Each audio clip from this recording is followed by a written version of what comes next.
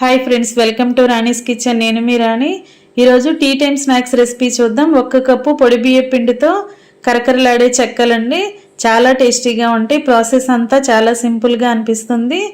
అన్నీ కూడా మన ఇంట్లో ఉన్న ఇంగ్రీడియంట్స్తోనే అప్పటికప్పుడే 10 నిమిషాల్లో ఈ స్నాక్స్ అనేవి ప్రిపేర్ చేసి పిల్లలకి సర్వ్ చేయొచ్చు. ఆ ప్రాసెస్ అంతా చూడండి. వీడియోని ఫస్ట్ నుంచి లాస్ట్ వరకు చూడండి. ఇంగ్రీడియంట్స్ అన్నీ క్లియర్గా అర్థమవుతాయి. అలాగే ఛానల్ని ఫస్ట్ టైం వాచ్ చేసిన వారు సబ్స్క్రైబ్ చేసుకుని పక్కనే ఉన్న బెల్ బటన్ని క్లిక్ చేయండి. నేను పెట్టబోయే రెసిపీస్ అన్నీ మీ ఫోన్కి నోటిఫికేషన్కి వస్తే ఓపెన్ చేసి చూడండి. రెసిపీస్ నచ్చినట్లయితే మీరు కూడా కుక్ చేసి ఫ్యామిలీకి సర్వ్ చేయండి. ఛానల్ని లైక్ చేసి సబ్స్క్రైబ్ చేసుకోవటం మాత్రం మర్చిపోకండి. ఈ రెసిపీ అనేది చాలా సింపుల్గా అయిపోతుందండి. 1 కప్పు పొడి బియ్య పిండి, 1 కప్పు వాటర్తో అప్పటికప్పుడే చేసుకోవచ్చు. చాలా కమ్మగా టేస్టీగా ఉంటాయి. ఆ ప్రాసెస్ అంతా చూద్దాం. ఇంకా కుకింగ్ స్టార్ట్ చేద్దాం. స్టవ్ ఆన్ చేసుకుని కళాయి పెట్టుకోండి. ఇప్పుడు కళాయిలోకి 1 కప్పు నిండా వాటర్ తీసుకుని కళాయిలో పోసుకోండి. ఈ కప్పును పక్కన పెట్టండి.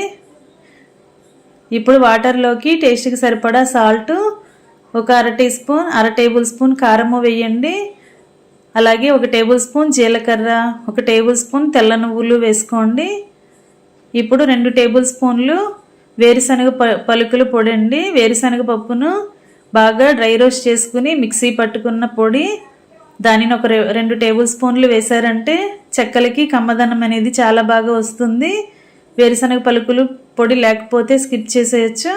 ఇప్పుడు 1 టేబుల్ స్పూన్ ఆయిల్ కూడా వేసుకుని వాటర్ని బాగా కాగనివ్వండి.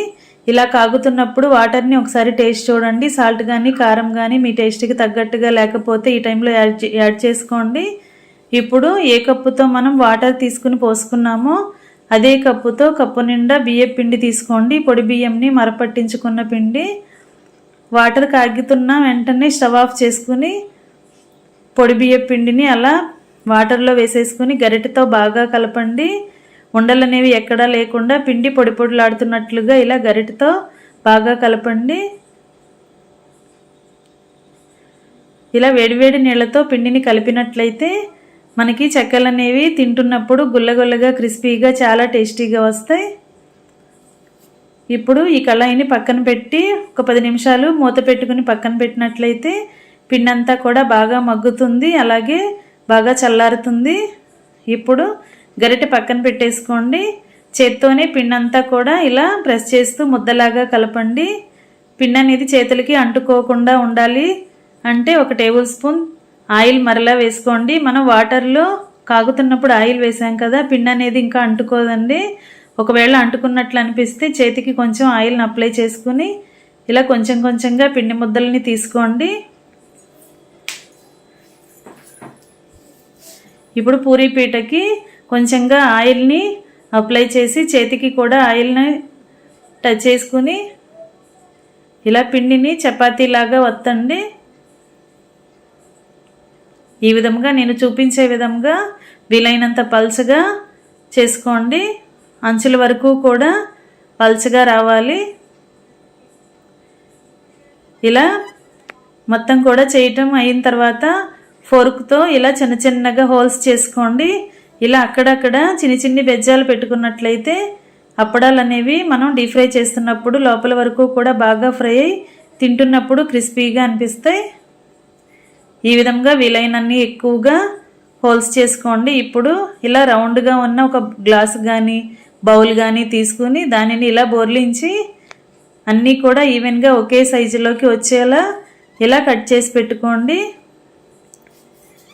ఈ విధంగా కట్ చేసామంటే అప్పడాలన్నీ కూడా ఒకే సైజులోకి వస్తాయి. ఇప్పుడు మనం కట్ చేసిన తర్వాత మిగిలిన పిండిని కూడా ఒక బాల్ లాగా చేసుకుని ఆ పిండి ముద్దని కూడా చివరిలో చపాతీ చేసుకుందాం. ఆ చపాతీతో కూడా సేమ్ ఇదే ప్రాసెస్లో గ్లాస్ తీసుకుని ఇలా బోర్లించి కట్ చేసి తీసుకోండి. అంచులు అనేవి విరిగిపోకుండా చాలా జాగ్రత్తగా కట్ చేసుకోండి.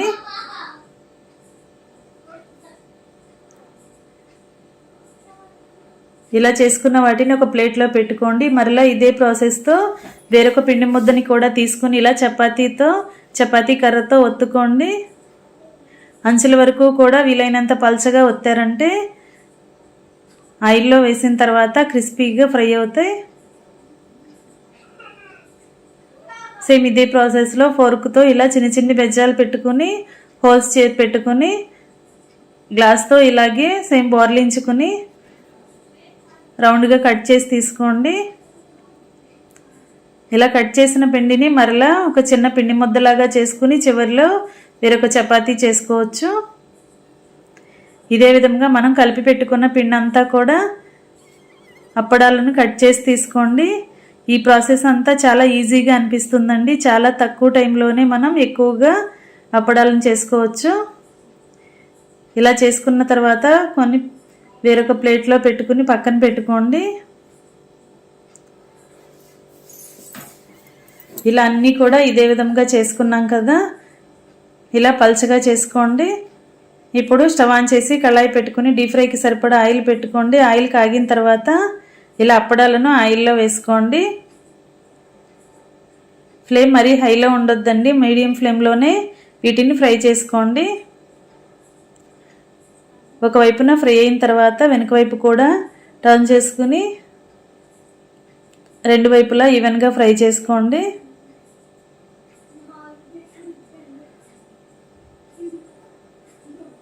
ఇలా ఫ్రై అయిన తర్వాత ఆయిల్ నుండి తీసేసుకోండి. ఇదే విధంగా మిగిలిన వాటిని కూడా డీప్ ఫ్రై చేసుకోవటమే. ఆయిల్ అంతా కూడా కిందకు వచ్చేసిన తర్వాత వేరొక ప్లేట్లో తీసి పెట్టుకోండి. మరలా అదే ఆయిల్లో మరికొన్ని అప్పడాలను వేసుకుని డీప్ ఫ్రై చేసుకోండి. ఇంకా రెడీ అయిపోయాయండి చాలా క్రిస్పీగా టేస్టీగా ఉండే పల్లి బియ్యపిండి చెక్కలు. చాలా కరకరలాడుతూ కమ్మగా అనిపిస్తాయి. తెల్ల నువ్వులు వేసాం, అలాగే వేరుశనగ పప్పుల పొడి వేసాం కదా, చాలా టేస్టీగా ఉంటాయి. మీ అందరికీ నచ్చుతాయి.